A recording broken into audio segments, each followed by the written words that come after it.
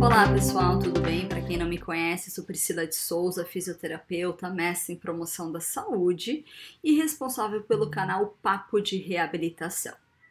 Hoje o nosso tema da aula será sobre diagnóstico e prognóstico da paralisia cerebral, usando o sistema de classificação da função motora grossa, que é o GMFCS. Então, antes da gente falar sobre o GMFCS, eu vou pedir para vocês gentilmente se inscrever no nosso canal do YouTube e acionar o sininho para que quando eu enviar ou postar novos vídeos, novas dicas, vocês sejam notificados, tá bom?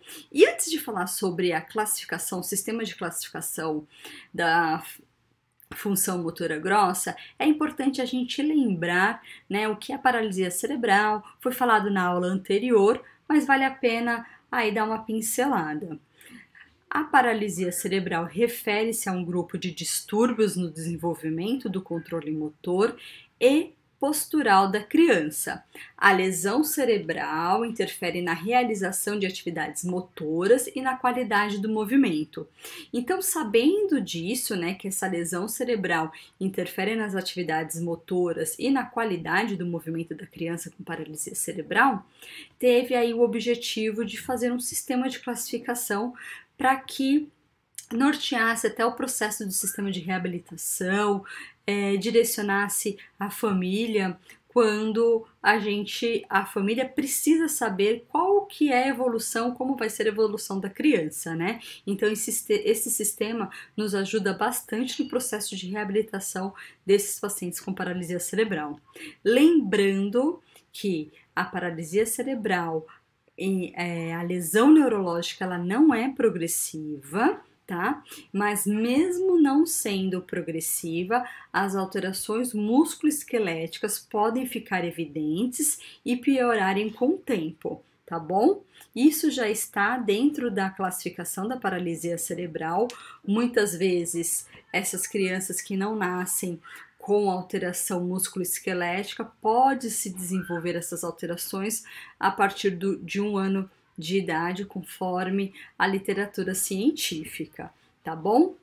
Então vamos falar sobre o sistema de classificação da função motora grossa, que é o Gross Motor Function Classification System, né? Que é o GMFCS. Traduzindo, fica como Sistema de Classificação da Função Motora Grossa.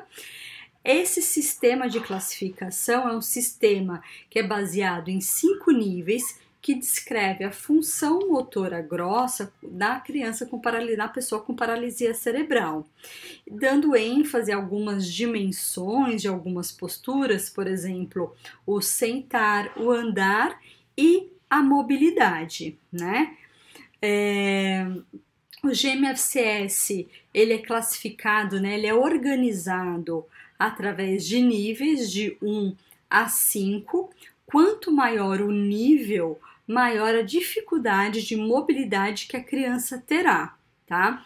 A escala, né, de 1 a 5, ela é ordinal, sem intenções de que as distâncias entre os níveis sejam consideradas iguais entre os níveis, ou que as crianças e jovens com paralisia cerebral sejam igualmente distribuídas nos 5 níveis, tá?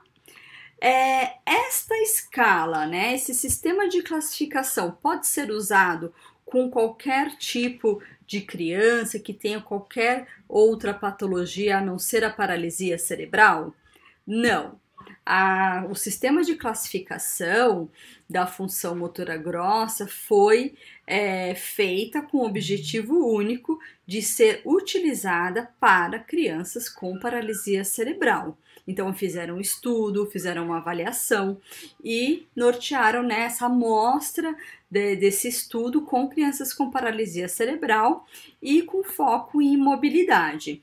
Esses estudiosos, eles são do Canadá, que é da Canchild, e eles estudam todos os tipos de escalas da parte de família, a parte de mobilidade, editamentos. Então, eles fizeram esse sistema específico para as crianças com paralisia cerebral.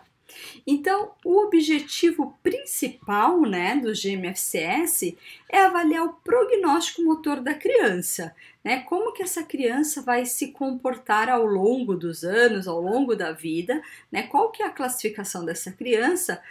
É importante, né, que a gente saiba o prognóstico motor para que a gente possa direcionar o nosso atendimento e até direcionar, né, essa família quanto à supervisão, ao uso de aditamentos, cadeiras de rodas, andadores ou muletas, ou se essa criança não vai precisar nada disso, vai ter uma lesão muito leve, tá bom? Então, o objetivo principal do GMFCS, né, é fornecer aos profissionais e familiares uma descrição clara da função motora da criança, né, e uma ideia do tipo de equipamento ou dispositivo de mobilidade que essa criança possa necessitar, precisar no futuro, tá? Então, vamos falar desses níveis, né? Quais são as diferenças desses níveis, né? Do nível 1 para o nível 2, do nível 2 para o nível 3, do 4 para o 5. Essas diferenças são importantes. Uma vez classificada a criança com esse nível, muito dificilmente, né? Dificilmente essas crianças vão mudar os níveis, tá? Uma vez a criança diagnosticada com nível 1, ela não passaria para o nível 3, ela não passaria para o nível 5, tá bom? Então, por isso que no site da CanChild tem um manual de acordo com a idade da criança e você consegue, de fato, observar o que a criança está fazendo e ver de fato qual é o nível mais direcionado ou aplicável para esta criança. Tudo bem? Então, vamos começar então com o nível 1. O nível 1, as crianças caminham em casa, na escola, em espaços externos e na comunidade. As crianças são capazes de subir e descer escadas, né? Sem a utilização do corrimão, subir escadas até carregando algum objeto, né? As crianças apresentam habilidades motoras grossas, tais como correr, saltar, mas a velocidade, equilíbrio e coordenação às vezes são limitadas, tá bom? Ah, Priscila, mas a minha criança ainda não corre ou não anda por conta da idade. Então, lá no manual, a gente consegue verificar de acordo com a idade, de acordo com o que ela está fazendo no momento, para a gente conseguir classificar. A ideia é falar de uma forma mais global para direcionar vocês, pais, para que possam ter uma ideia desse sistema de classificação para as crianças com paralisia cerebral, tá bom? O nível 2, essas crianças, para subir escada, andar, né, elas precisam aí de um leve apoio, elas caminham na maioria dos ambientes, sobem e descem escada segurando um corrimão, podem apresentar dificuldades em caminhar longas distâncias e umas dificuldades de equilíbrios em terrenos irregulares, né? E precisar de ajuda, um apoio, principalmente em terrenos com inclinações. Em espaços externos e na comunidade, as crianças podem andar com assistência física, né? Então, segurando na mão do pai, da mãe, do cuidador, alguém que estiver ao lado dela, ou um dispositivo manual de mobilidade, ou utilizar a mobilidade sobre rodas quando percorrerem longas distâncias, né? As crianças, elas têm na melhor das hipóteses apenas habilidade mínima para realizar as habilidades motoras grossas, tais como correr e pular, tá bom? Já no nível 3 é onde as crianças já começam a apresentar o uso de algum aditamento, cadeiras de rodas, bengalas, né, ou os andadores. As crianças andam utilizando o dispositivo manual de mobilidade na maioria dos espaços internos. Podem subir e descer escadas, segurando com corrimão, com supervisão e assistência física.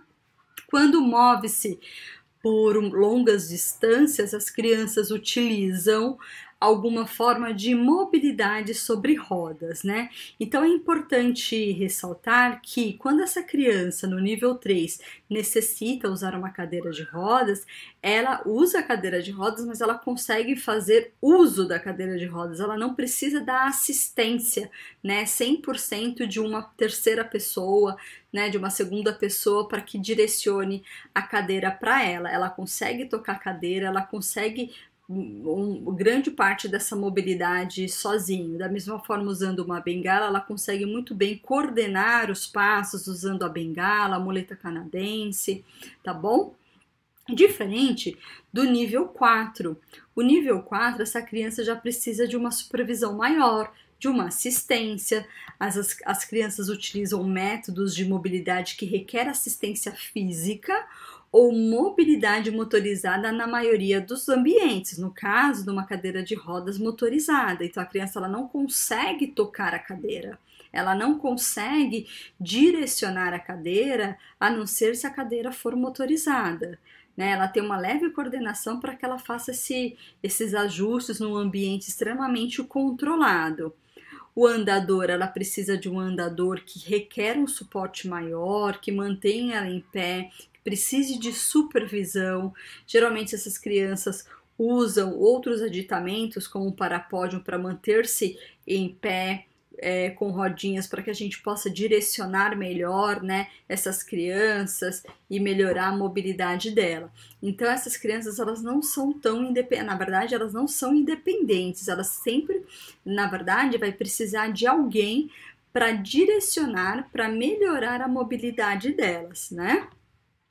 Já no nível 5, já são as crianças mais graves. As crianças são transportadas em uma cadeira de rodas manual em todos os ambientes. Geralmente essas crianças têm um baixo controle cervical, um baixo controle de tronco, né? Para qualquer tipo de mobilidade, ela precisa de ajuda.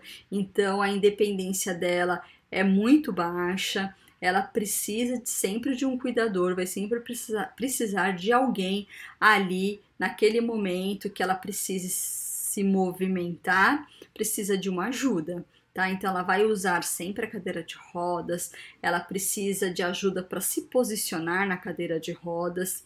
Então as limitações elas são bem maiores quando comparada com os outros níveis, tá bom?